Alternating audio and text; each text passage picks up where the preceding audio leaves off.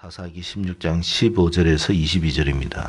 사사기 16장 15절에서 22절. 구약 성경은 390면입니다. 제가 가지고 있는 성경은 390면, 구약 성경 390면입니다. 찾으신 줄 알고 15절 말씀 먼저 받들도록 하겠습니다. 드릴라가 삼손에게 이르되 당신의 마음이 내게 있지 아니하면서 당신이 어찌 나를 사랑한다 하느냐. 당신이 이로써 3번이나 나를 희롱하고 당신의 큰 힘이 무엇으로 말미암아 생기는지를 내게 말하지 아니하였도다 하며 날마다 그 말로 그를 재촉하여 조르매 삼손의 마음이 번뇌하여 죽을 지경이라. 삼손이 진심을 드러내어 그에게 이르되 내 머리 위에는 삭도를 대지 아니하였나니 이는 내가 모태에서부터 하나님의 나시림이 되었음이라. 만일 내 머리가 밀리면 내 힘이 내게서 떠나고 나는 약해져서 다른 사람과 같으리라 하니라. 들릴라가 삼손이 진심을 다 알려주므로 사람을 보내어 블레셋 사람들의 방백들을 불러 이르되 삼손이 내게 진심을 알려주었으니 이제 한 번만 올라오라 하니 블레셋 방백들이 손에 은을 가지고 그 여인에게로 올라오니라. 드릴라가 삼손에게 자기 무릎을 베고 자게 하고 사람을 불러 그의 머리털 7가닥을 밀고 괴롭게 하여 본즉 그의 힘이 없어졌더라. 들릴라가 이르되 삼손이여 블레셋 사람이 당신에게 들이닥쳤느니라. 삼손이 잠을 깨며 이르기를 내가 전과 같이 나가서 몸을 떨치리라 하였으나 여호와께서 이미 자기를 떠나신 줄을 깨닫지 못하였더라. 블레셋 사람들이 그를 붙잡아 그의 눈을 빼고 끌고 가사에 내려가 놋줄로 매고 그에게 옥에서 맷돌을 돌리게 하였더라. 같이 읽습니다. 그의 머리털이 밀린 후에 다시 자라기. 아멘. 사람이 언제 무너진다고 여러분 생각하십니까? 인생이 무너지는 이유가 무엇 때문이라고 여러분은 생각하고 계십니까? 여러 가지 이유가 있겠습니까마는 가장 근본적인 것은 힘이 없어서, 실력이 없어서, 배경이 없어서 그런 것으로 인생은 무너지지가 않는다라는 사실입니다. 그러면 사람은 언제 무너지느냐? 자기의 연약함을 모르고 교만함으로 무너지는 경우가 대다수라는 사실을 우리가 알아야 합니다. 사람은요, 누구나 다 약점이라는 게 있어요. 어떤 누구도 다 약점이 있고 약함이 있습니다. 흔히 아킬레스라는 말을 우리가 자주 사용합니다. 여러분도 아시다시피 그리스 신화 영웅에서 나오는 이야기인데 펠레우스라고 하는 사람과 바다 여신 테티스라고 하는 두 사람의 관계에서 나온 아들이 바로 아킬레스입니다. 발꿈치를 제외하고는 이 몸이 완전히 철갑과 같아가지고 불사신과 같은 존재라고 묘사를 하고 있습니다. 몹시 몸이 빨라가지고 어떤 사람도 도저히 대항을 할 수 없는 그런 존재로 나오고 있습니다. 근데 이 트로이 전쟁에서 활약하다가 트로이의 왕자 파리스가 쏜 화살에 이 아킬레스 뒤꿈치를 맞게 되었어요. 그래서 그 자리에서 죽고 맙니다. 아킬레스 건이라는 말이 여기에서 유래되었습니다. 여러분, 이 신화를 통해서 우리가 어떤 교훈을 얻을 수가 있다고 생각하십니까? 사람은요, 완벽한 사람이 없다라는 이야기입니다. 사람은 신처럼 되고 싶지만 그런 존재가 될 수 없다라는 이야기예요. 사람은 다 마찬가지로 누구에게나 할 것 없이 다 약점이 있고 연약함이 있음을 알아야 합니다. 그래서 어떻게 살아가야 되느냐? 사람은 겸손하게 살아가야 됩니다. 여러분, 겸손하게 산다는 뜻이 뭐냐면 나의 존재를 인식하고 하나님을 의지하고 사는 것이 진정한 겸손입니다.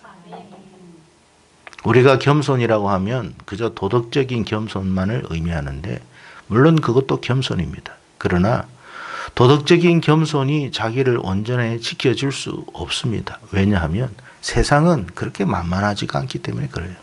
내가 아무리 도덕적으로 겸손해도 사람들은 그것을 오히려 역이용할 때가 더 많아요. 진정한 겸손이라는 게 뭐냐면 내가 나의 어떤 실존을 알고 하나님을 의지할 때 이것이 바로 진정한 겸손이고 이 겸손이 자기 인생을 승리하게 만드는 세우는 일이 된다 그 말이에요. 여러분 우리는 피조물이라는 사실을 항상 기억하고 살아야 합니다. 우리는 신이 아니에요. 신처럼 되고 싶은 마음은 있죠. 열망은 있죠.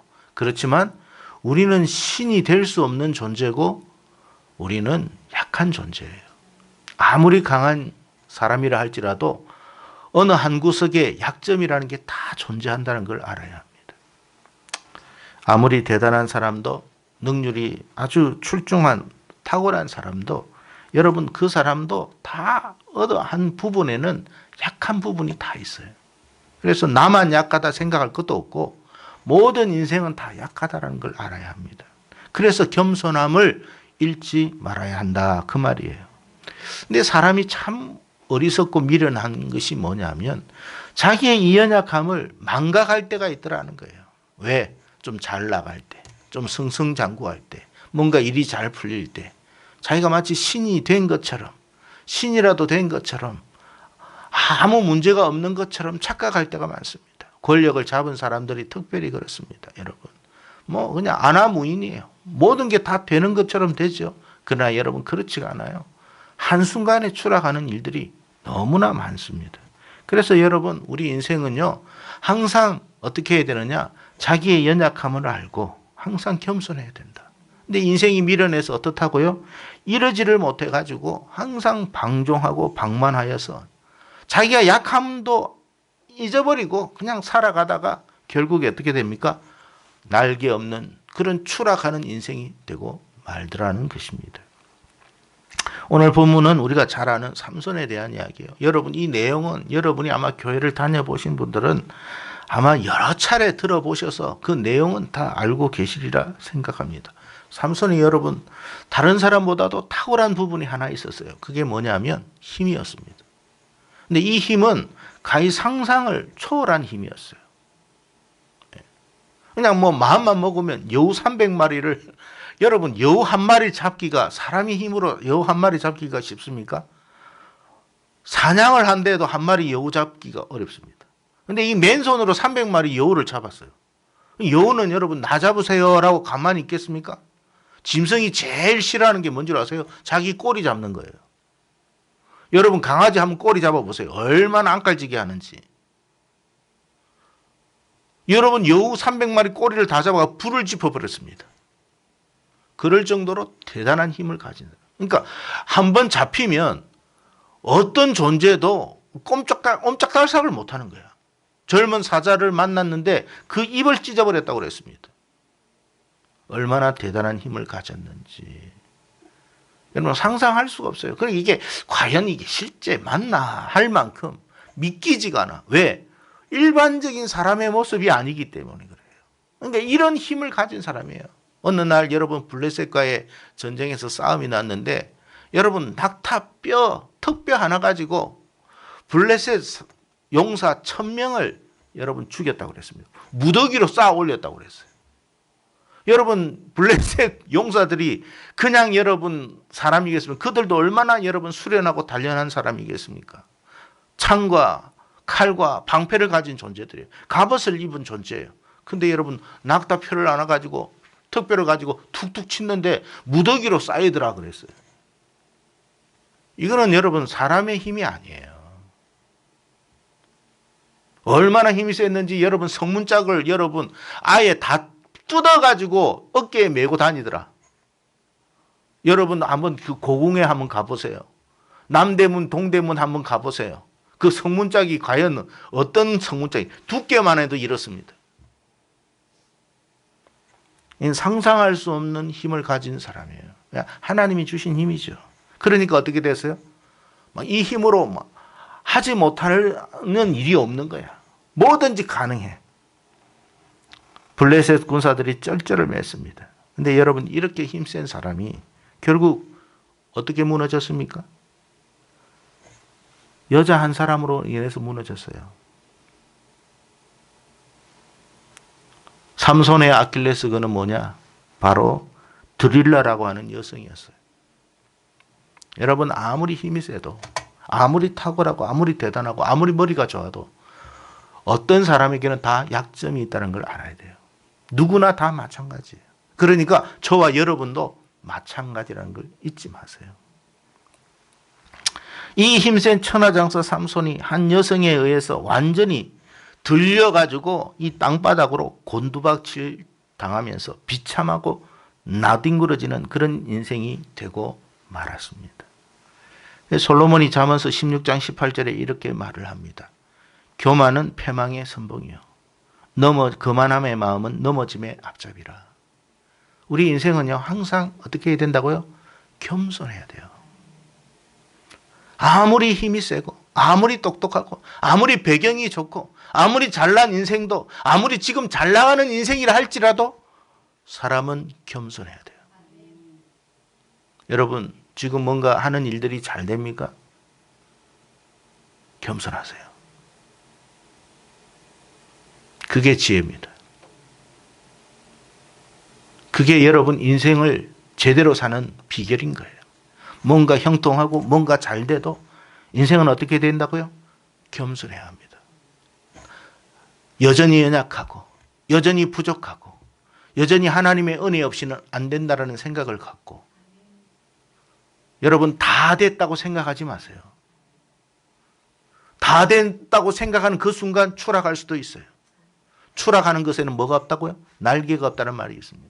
그만큼 형편없이 떨어진다는 뜻입니다. 발버둥 칠 여지도 없는 상황에 처할 수도 있다는 그런 뜻입니다. 지혜의 대명사로 불렸던 솔로몬 역시도 자기 지혜만 믿고, 하나님이 아무리 주셨다 할지라도 인생은 겸손해야 돼요. 그것 때문에 무너지더라고요. 솔로몬은 그 힘 때문에 무너졌고, 솔로몬은 그 지혜 때문에 무너졌고, 삼손은 그 힘 때문에 무너졌습니다. 사람은요, 뭔가 잘 된다고 할 때 오히려 더 겸손해야 돼요. 그래서 우리가 여러분, 밖에 나가가지고 뭐든지 잘 되고 있다, 그럴 때일수록 조심해야 돼요. 그럴 때일수록 어떻게 된다고요? 하나님을 더 의지해야 돼요. 하나님의 도움 없이는 안 됩니다. 그게 어떻게 해요? 인생을 든든하게 세우는 비결이다, 그 말이에요. 우리가 한 가지 항상 기억해야 할 게 뭐냐? 왜 우리가 낙원을 상실하고 말았느냐? 그거를 잊지 마세요. 창세기의 그 기사를요, 절대로 잊지 마세요. 왜 그렇게 됐습니까? 그 좋은 걸 한순간에 다 잃어버렸어요. 왜 그렇게 됐어요? 하나님의 자리에 앉으려고 그랬어요. 사람이 사람인데 신처럼 되려고 했던 거예요.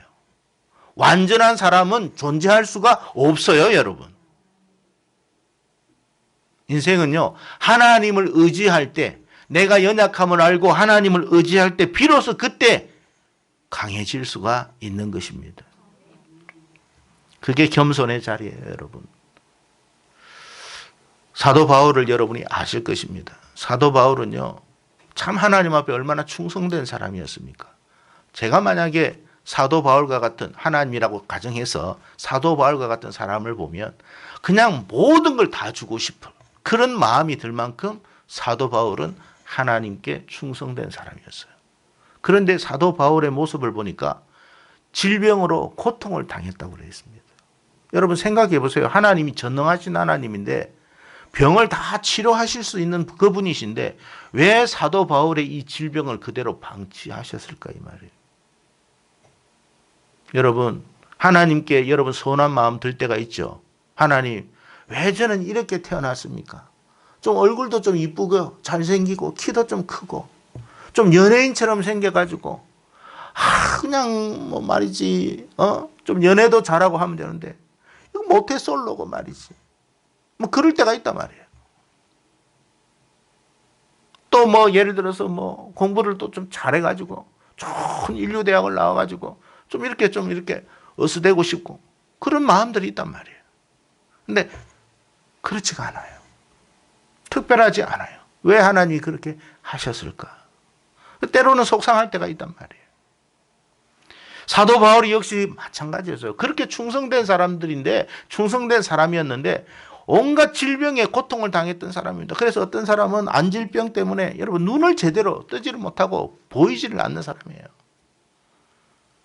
눈병이 들었어요. 눈병이. 또 어떤 사람은 여러분 사도 바울이 그 신체에 대해서 기록한 거 보면 곱추병이었다고 그랬어요.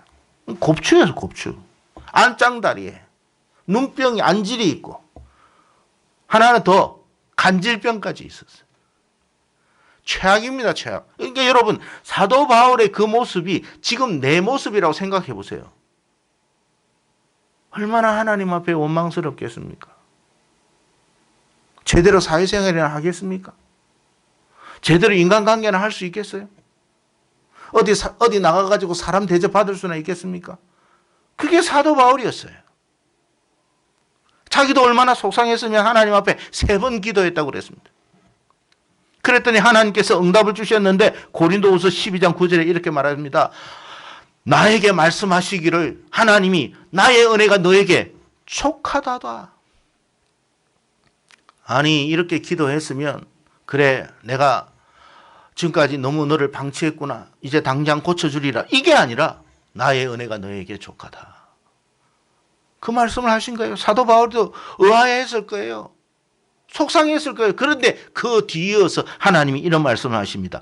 나의 능력은 하나님의 능력은 약한 데에서 더 온전해지기 때문이다. 여러분 우리가 약할 때 약한 것으로 그대로 내버려 두는 게 아니라 하나님 저 약해요. 하나님 저는 말도 제대로 못하고 인간관계도 원활하게 하지도 못하고 제대로 할 수 있는 실력도 기술도 없어요. 하나님 저는 왜 이럴까요? 하나님 좀 도와주세요. 그럴 때 하나님이 어떻게 한다고요? 강한 능력으로 붙들어 주신다는 거예요. 그게 바울이 깨달았던 거예요. 그래서 바울이 이렇게 말합니다. 그 일로 말미암아 내가 크게 기뻐하였다. 왜? 그리고 나서 뭐라고 했냐면 나의 여러 약한 것들에 대해서 나는 자랑하기 시작했다. 하나님 나 이거 약해요. 나 말 못해요. 말 못한 걸 가지고 어떻게 했다고요? 기도한 거예요. 하나님 제가 간질병이 있잖아요.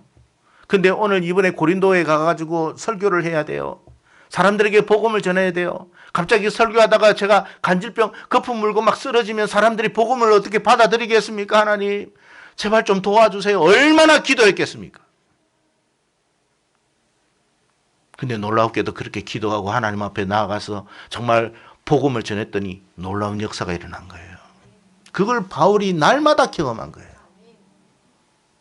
하나님 저 말 못한 거 잘 알잖아요. 모세도 말 못했거든요. 여러분 생각 아무리 애굽에서 뭔가 학문을 다 배웠대도 40년 동안 약만 쳐보십시오. 서울대학을 나왔는데 40년 동안 텔레비전만 한번 봐보십시오. 어떻게 됐는지 바보 멍청이 됩니다. 나 말 못해요. 근데 하나님의 능력이 그에게 임했어요. 여러분 놀랍게도 애굽의 바로가 떨기 시작합니다. 말을 잘해서 우리가 여러분 세상이 우리를 두려워하는 게 아니에요. 말을 못해도 하나님의 능력이 임하니까 세상이 두려운 거예요. 그러니까 우리의 재주 믿고 살면 안 돼요. 우리의 기술이나 우리의 실력 믿고 자만하면 안 돼요. 우리가 하나님 연약하지만 하나님을 바라보고 하나님을 의지할 때 그 약함 가운데 하나님의 능력이 임할 때 역사가 일어나는 거예요. 바울은 그걸 경험한 거예요. 그러니까 여러분 하나님께서 왜 우리를 이렇게 약한 가운데 내버려 두셨는가? 더 하나님 의지하라는 거예요. 하나님 왜 저는 이렇게 배경도 없는 가문에서 태어나가지고 그것도 부모로부터 사랑받지 못하고 이렇게 자라게 되었습니까? 라고 우리의 형편이 그럴 수 있잖아요. 자기의 상황이 그럴 수 있잖아요. 나는 형제들 중에서도 제일 말째입니다. 그럴 수 있거든요. 그럴 때 하나님 앞에 나가 눈물 흘리고 기도하고 은혜를 구할 때 하나님이 그의 손을 붙들어 주시고 도와주시고 아주 부족한 인생을 들어서 크게 역사하시는 하나님이신 거예요. 그러니까 지금 우리의 모습이 어떠하다 할지라도 하나님의 능력만 임하면 되는 거예요. 그러니까 또 자만하지 말 것은 아무리 우리가 대단하다 하더라도 하나님이 함께하지 않은 인생은 비참하게 되더라는 거예요. 삼손처럼 추락할 수 있는 인생이 될 수 있는 거예요, 여러분. 그러니까 돈 있다고 자랑하지 마세요. 실력 있다고 자랑하지 마세요. 사람 관계가 완전하다고 자랑하지 마세요. 그것 때문에 무너질 수 있어요. 언제든지 사람은 어떻게 된다고요? 겸손해야 돼요. 겸손하다는 게 뭐냐? 딴 거 아니에요. 하나님, 나 부족합니다. 하나님, 나는 인생일 뿐이에요. 하나님이 도와주셔야만 됩니다. 그럴 때 사람은 강해지는 거예요. 인생이 언제 비참해지고 추락하고 무너지느냐? 딴 거 아니에요. 하나님 의지하지 않고 교만하다가 그렇게 무너지는 거예요. 여러분, 우리가 세상에 나갔을 때 그런 거예요, 여러분. 우리가 이러한 말씀을 듣고 항상 자신을 일깨우고, 여러분, 우리의 삶 속에서 우리가 감당할 수 없는 여러 가지 일들이 얼마나 많습니까? 사업을 하더라도 그렇고, 또 어떤 여러분 어떤 프로젝트를 해 나가는 일을 함에 있어서도 그래요. 우리의 지혜가 한계가 있거든요. 하나님께 기도해야 돼요. 도와달라고. 그런데 내가 했는데 사실 그렇잖아요. 그렇다고 갑자기 지혜가 딱 해가지고 엄청나게 영어도 못하는 사람이 갑자기 영어를 한다. 이럴 수도 있겠지만 대부분 그렇지 못합니다. 내가 그 상태거든요. 그 상태로 프로젝트를 내가 냈습니다. 이게 될까 싶은데 하나님이 역사합니다. 그게 하나님의 능력이에요. 이게 될까 싶은데 하나님이 함께 해주시니까 되는 거예요. 우리의 삶 속에 그런 일들이 너무 많아요. 그래서 이게 내가 한 게 아니구나. 이게 하나님의 도우심을 한 것이구나. 그래서 더 하나님을 찬양하고 더 하나님께 감사할 수밖에 없다 이 말이에요. 삼손이 자기 힘만 믿다가 과시하다가 결국 어떻게 눈알 뽑혔죠. 그 상태로 감옥에 들어갔죠. 여러분, 그래서 뭐 했습니까? 맷돌 가는 인생이 됐습니다. 불쌍한 인생이 된 거예요. 왜 그렇습니까, 여러분? 하나님을 의지하지 않아서 그런 거예요. 사람은요, 아무리 자기 재주가 뛰어나도 그럼에도 불구하고 하나님을 의지해야 돼요. 아무리 여러분 대단한 학교를 나왔다 해도 그럼에도 불구하고 하나님을 의지해야 돼요.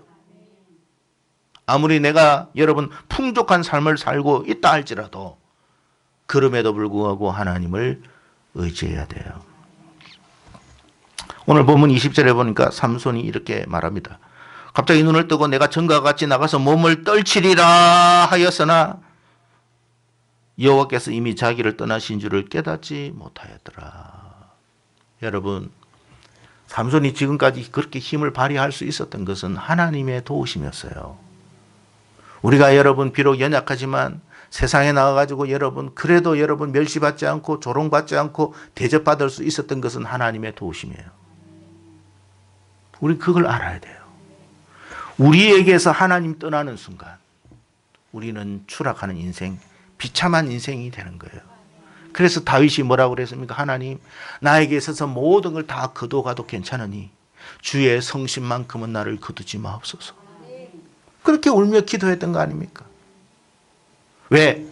하나님의 영이 떠난 인생을 보니까 어떻게 되는 걸 알았어요. 사울 왕을 보니까 알았어요. 사울 왕이 하나님의 신이 떠나는 순간 어떻게 됐냐? 그냥 떠난 것으로 끝난 게 아니라 누가 찾아왔다고요? 악신이 찾아온 거예요. 여러분, 우리가 왜 성령 충만해야 되는 줄 아세요? 악령이 들어오지 못하기 때문에 그런 거예요. 더러운 게 들어오지 못하기 때문에 그런 거예요.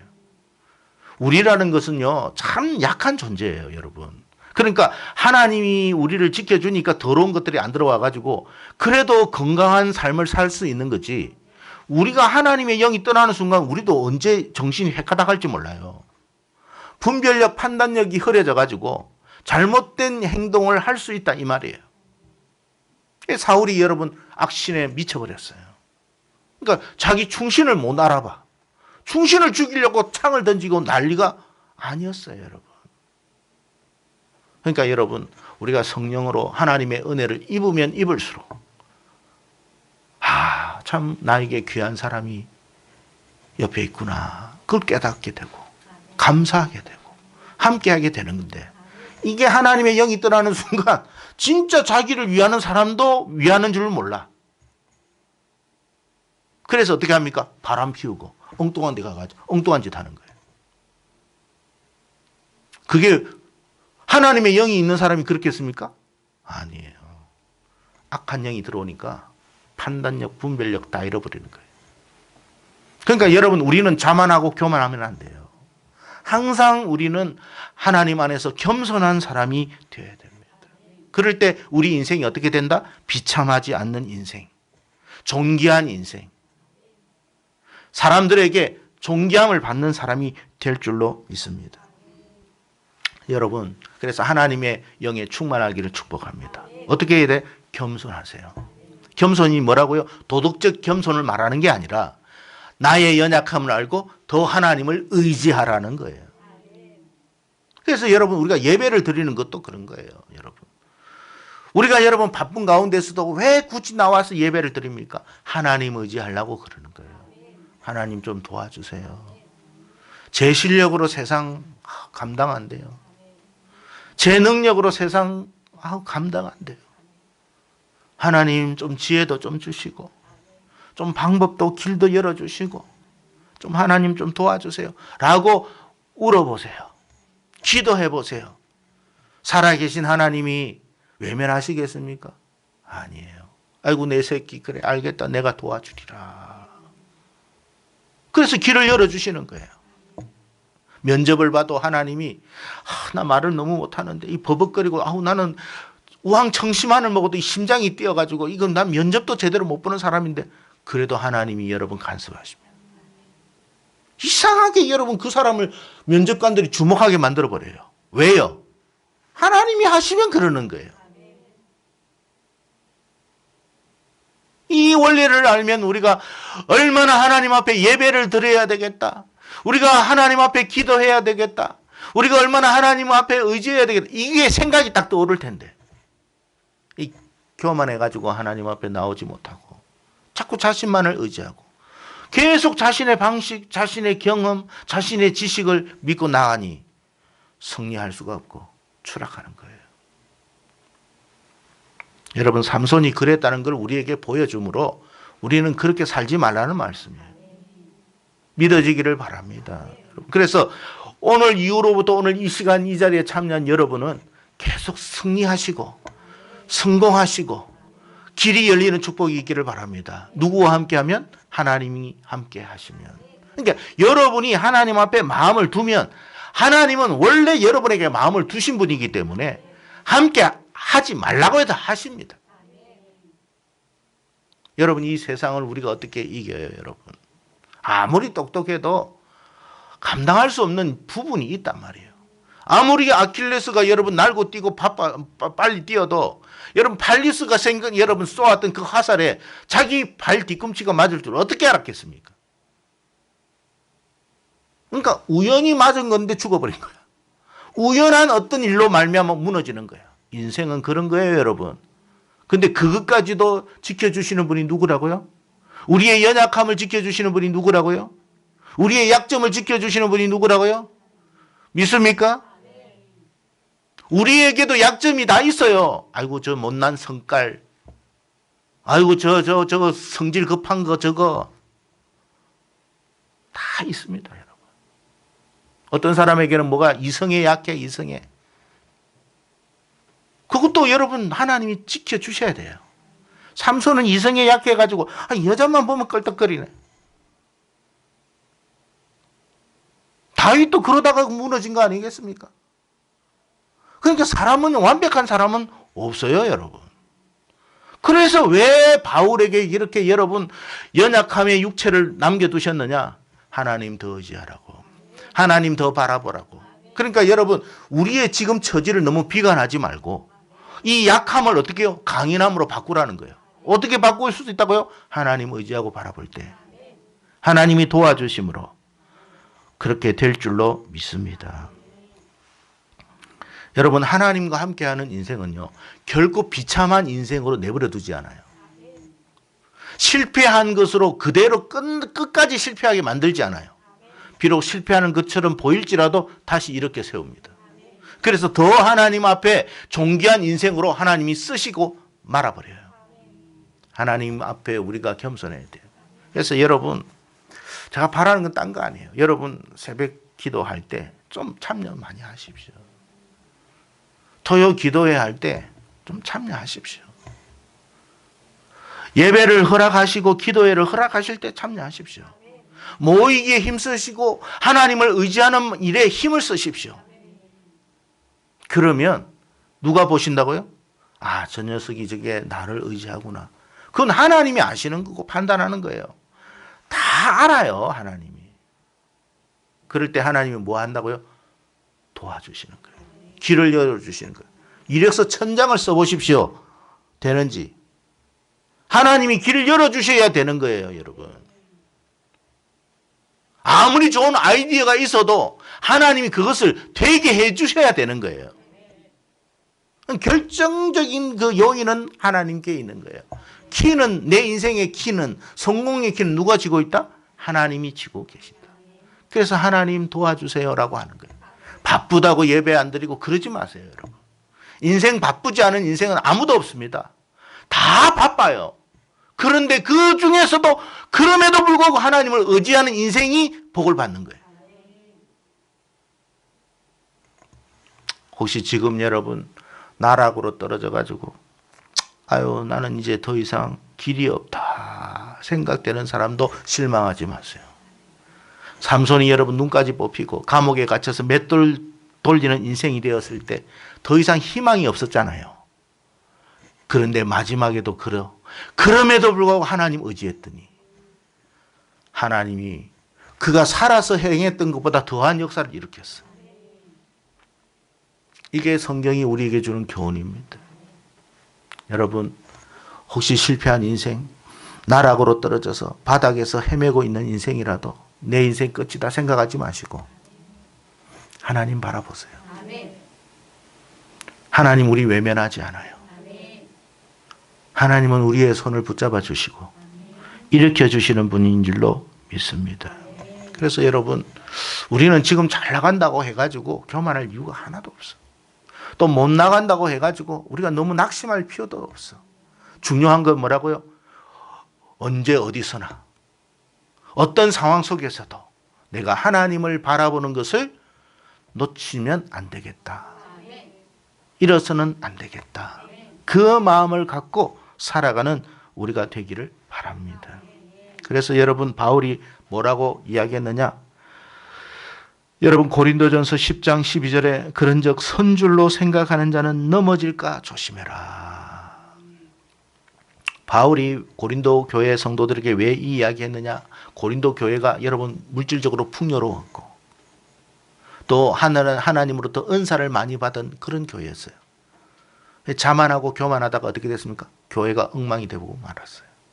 그러니까 여러분 우리 교회는 특별한 사람이 없어도 하나님을 의지하는 사람만 되면 하나님 앞에 존귀하게 쓰일 줄로 믿습니다. 우리 자녀들 여러분 특별한 여러분 지금 뭐 어떤 학교를 뭐 나오거나 뭐 어떤 아니라도 상관없어요. 우리 자녀들이 하나님을 계속 의지하면 하나님이 길을 열어주실 줄로 믿습니다. 하나님이 그의 인생을 열어주실 줄로 믿고 책임져 주실 줄로 믿습니다. 그러니까 우리는 선줄로 생각하지 말고 항상 겸손하게 항상 어떻게 하라고요? 하나님 의지하는 삶을 살아라. 갈라디아서 6장 3절에서도 바울이 이런 말하면 만일 누가 아무것도 되지 못하고 된 줄로 생각하면 스스로 속임이라. 이게 무슨 말이냐면 자기가 사실 아무것도 아니고 아무것도 된 것도 없으면서도 마치 다 된 것처럼 착각하고 있는 인생, 자기 스스로가 자기를 속이는 것이다. 그러니까 우리는요 됐다고 생각하는 인생이 되면 안 돼요. 죽을 때까지 누구를 의지해야 된다고요? 하나님을 의지해야 돼요. 왜 그러냐면 마지막 순간에도 하나님 의지하지 않은 인생은요 추락합니다. 그러니까 끝까지 하나님을 의지하는 인생이 돼야 돼요. 우리가 여러분 이렇게 예배드리고 하나님 앞에 나와 기도하는 거 딴 거 아니에요. 뭐 우리가 할 일 없어서 이 자리에 나옵니까?